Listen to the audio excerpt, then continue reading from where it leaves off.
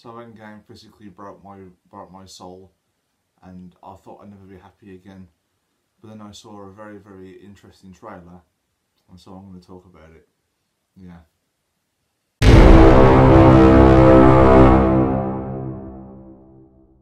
Hello you beautiful people, it's so good to see you all again today. You might remember this woman right here, this is my sister Chelsea. We just watched the Spider-Man Far From Home trailer, and yes, it was released earlier, but I have a life, goddammit, get off my back. And we're just going to talk about a couple of points and what we thought of the trailer. What did you think? I liked it. I think it was a lot more upbeat, obviously, given the last Marvel trailer that we saw wrecked us all. Okay. Bear in mind, before we talk about this trailer, there are going to be spoilers for Endgame, so I'm going to put that down below so so the film doesn't get wrecked by anyone.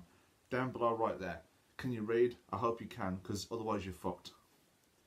So first off, the multiverse. I don't know much about this or whether it's in the comics or not, but I am really, really interested to see what it is. Yeah, I think obviously with the fact that Nick Fury's like, he's from Earth, just not yours, and Spider-Man's like, what? I find that pretty interesting. I mean, the first time I ever saw something regarding the multiverse was when I saw The Flash Season 2. There was something about Zoom wanting to destroy the multiverse, so he'd be the fastest speedster around, and you saw different Earths with different versions of Barry and Iris and all, and everyone like that. Maybe it's something like that. Maybe this film isn't even based in the universe we know. Maybe as well. I think what it kind of reminded me of was in Captain Marvel. Captain Marvel? When she came from Kree, she landed on Earth, and it was called Earth 52. And here's us that, well, we're... Are we Earth 1? Is there a potential tie-in here? I thought there was only one. I can already see these dickheads in the comment section like, you don't know your comics, you don't read comics, you know nothing. No, yeah, no. Maybe I don't, so what? Okay, so that's interesting, but generally I just don't know that much about it. Then Mysterio. He's a bit of an interesting one. He is, yeah. And what I am glad about is that they kept the fishbowl from the comics and the games, like, for the sake of realism. Like, I mean, what is realistic about superheroes flying around in capes and destroying worlds and... With fishbowls. You know. One of my theories was that he's purposely letting these creatures through these portals in the multiverse to take credit for something. Because you've noticed in the first trailer and even in this one, he's fighting Hydra Man, I believe it is, and I believe he's trying to take credit and, well, try and become a hero, basically. Yeah. And obviously they bring in Spider-Man, so that kind of probably takes away his limelight a little. Yeah. And probably doesn't like Spider-Man very much for it, even though it looks like he wants to be friends with him. Yeah. In the trailer, but we don't really know that much about him from that trailer. I mean, literally, the only versions of Mysterio I've ever actually seen are like from games. I saw Mysterio in Spider-Man Shattered Dimensions, and I saw him in Spider-Man 2 for the PS2.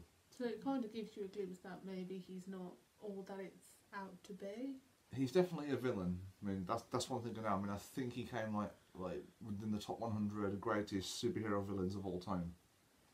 But maybe. From this trailer, he doesn't look like he's all that bad. So maybe he's not that bad in the first in this film, and then maybe he brings in Hydra Man and the fire guy, the rock dude, battles with them. But his whole plan was for him to beat them and become famous for it and take some of the credit for it. But Spider-Man stops them, and then he goes all what's his name, Electro from the Amazing Spider-Man 2. Shut up! You're so selfish. Stay with me, Max. You set me up. No, I didn't set you up. You lied to me. You're so selfish. You lied to me. Can I just make a side point? What's that? You know the creatures, all the water and stuff? Yeah. They really remind me of the monsters from the Disney Hercules. Just... Oh, they do. Just put it out there. With the Titans that Hades released. I'll let you talk about this point because I've babbled on enough. Yeah, so I think it doesn't show much of it, but Peter Parker and MJ, obviously with how they ended it in the first Spider-Man, we don't know how they've developed, but The fact that she's just there like, you're Spider-Man. I'm like, does she really know? But I think their chemistry is quite good and didn't give much away in the trailer. So it'd be nice to see what it'd be like when the actual film comes out. Especially given that they're a real life couple. Yeah, I think they're a cute couple. You've got some great on-screen chemistry there. And Zendaya and Tom Holland. I mean, this, for example. You know, just does she actually know, or is she just fucking with him? Because if you remember in Spider-Man: Homecoming, at the very end, she was like, "Okay, Peter, what are you hiding?" And then Peter's all like, and she's like, "I'm just messing with you. I don't care." It could be just something like that again, but if she does now, wow, like it'd be the first time the love interest is found out that soon. It's also the fact that she's like, it's obvious, and we're like, is it really that obvious? I'm sure. Oh, I stand corrected. In the first Amazing Spider-Man, Gwen Stacy found out that Peter was Spider-Man in that film. So I was wrong there. My bad. So what do you think of the black suit? I think it's awesome. I think I've seen it in the PS4 game. It's not quite that. It's But I think it looks a bit different. Yeah. But it's a black suit, so. The stealthy suit in the game is Spider-Man Noir, which is like a World War II sort of Spider-Man. But this looks more like an updated, modern-day Spider-Man Noir. The suit, anyway. It's camouflage, stealthy sort of suit. Very stealth, like with him running up the building and stuff. Unless obviously with the fire and that, but. And doing that backflip is like a fanboy released. It's late at night and I'm tired. But yeah, I think obviously the fact that from what I saw in the trailer, he wore 3 suits. Yeah. Which gives obviously the Iron Spider the indication of when this kind of film takes place. I think there was a statement released about it that this film is released sort of like a, I can't remember when, but it's pretty recent after Endgame that it is released, and this is where the Endgame spoilers come into it. So please, if you haven't seen Endgame, just fuck off. And go watch it. Peter, obviously, he's still in the Iron Spider suit at the start of this trailer, and he looks like he's all beaten and down in the dumps because obviously he just lost his mentor, the closest thing he's going to have to a father, unless you know, Uncle Ben's ever brought back to life.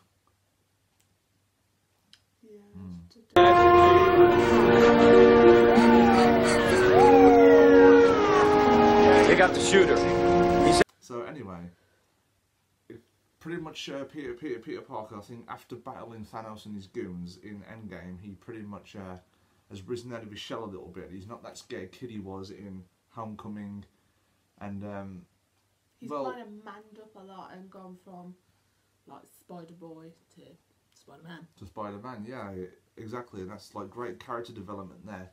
Whether they go with it or not, because Nick Fury even said like, "Are you going to step up?" And I thought to myself, well, if Spider-Man does step up and become like the badass that he is, not just a scared kid. Not saying that the scared kid's a bad thing, because obviously it's character development, and I'm glad that they took that route with him, because Spider-Man, after all, is only a 15-year-old kid in the MCU. Yeah, I think what's good as well is not only if they develop Spider-Man as a character, but Peter Parker as a character, because he's one in the same, so he can't just man up. Exactly, yeah. And be Spider-Man. Plus, he has to man up and be Peter Parker as well. Yeah, like the best of both. I mean, I've stated it hundreds of times, like people have probably heard me say this before, that I think that Tobey Maguire was a better Peter Parker than a Spider-Man. Unfortunately, Chelsea here is not a fan of Tobey at all, and I don't know why. What's wrong with him, by the way? That's a different video for next time. It's not going. So. I think Andrew Garfield's a better Spider-Man than Peter Parker, but Tom Holland nails both. Definitely, I completely kind of agree, but I don't know what it is about Tobey Maguire, but let's not go into that. I don't want to hurt Is people. It Mary Jane? So yeah, we noticed a couple of some cliche trailer things, which a lot of trailers do.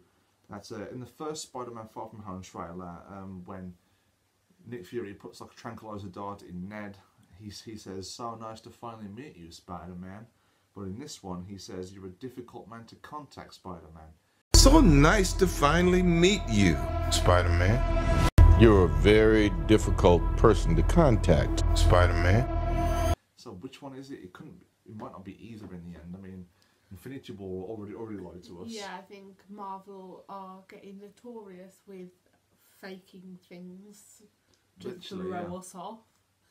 It's like the dog trail going cold. Yeah, but they do a great job of it. Like, yeah, I think obviously you just can't expect anything. No, exactly. I think obviously with the Infinity War trailer that we ended up with versus the film we ended up with, we're very sceptical of what's going to be real in Marvel's trailers from now on. But nonetheless, I'm really looking forward to this film. Just a couple more points before we close this off. Pretty much we have one final point, and I'll let you take this one. So it is mentioned when they're in that kind of lab, Nick Fury says these creatures are potentially coming through because of a snap. And if you've watched Endgame, and Infinity War, we are in debate about which snap it is. Is it the two that happened in Endgame? Or is it the one that happened in Infinity War? Exactly. Which one created that paradox to kind of let them slip in? Because obviously, yeah, snapping people out of existence is going to probably create a bit of a shitstorm. A wormhole.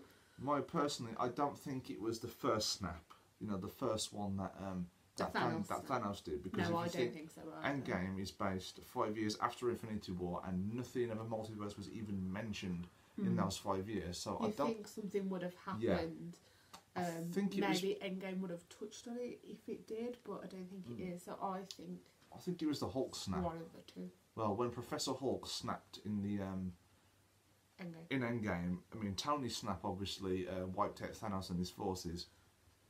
So I think the good chance is that it was the Hulk's one, because that brought everyone back.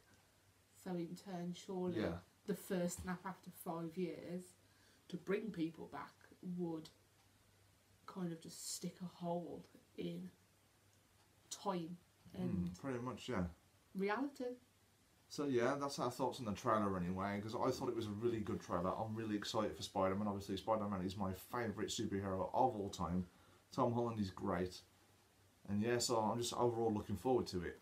Yeah, I'm looking forward to it too.